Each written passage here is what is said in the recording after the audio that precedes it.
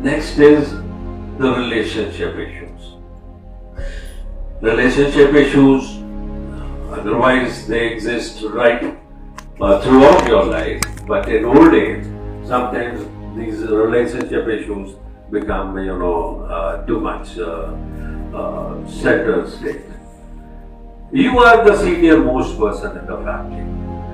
Maybe you are living alone, your kids are doing very well, and they are, it's a global world, they might be in any country of the world, and or maybe you are living in a joint family, or maybe only one, your son and his family is with you, anything.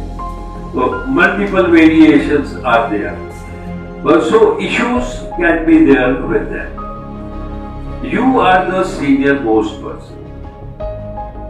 You are the eldest person.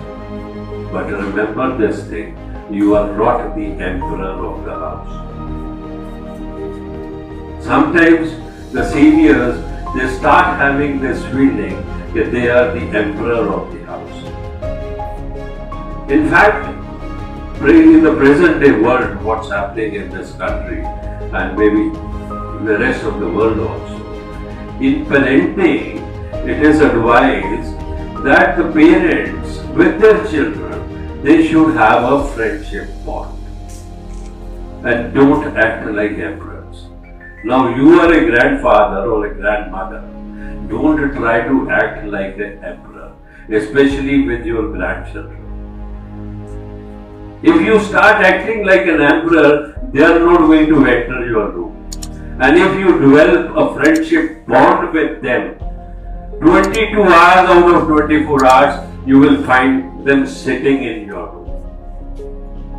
The only thing which it takes the kids away from the parents or the grandparents is when we start acting like an emperor. We have to act like an elderly friend. We have not to pass the sermons. We have to intelligently share our experiences with them. This is in fact in a young age also the relationship between the parents and the children, and especially at that age it has to be like that. Yeah. So try to develop a friendship bond with your children, with your grandchildren, and you will find things are very good. The moment generations are changing very fast. In fact, if I recollect my I've been in government job for more than 30 years, I could see a difference after 10, 12 years. There was a difference in the people who joined us in the service 10 years later. And another 10 years later, there was further the difference. So your kids are not one generation behind, they are two generations behind.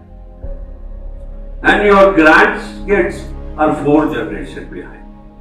So definitely there are going to be things very much changed in their lifestyle.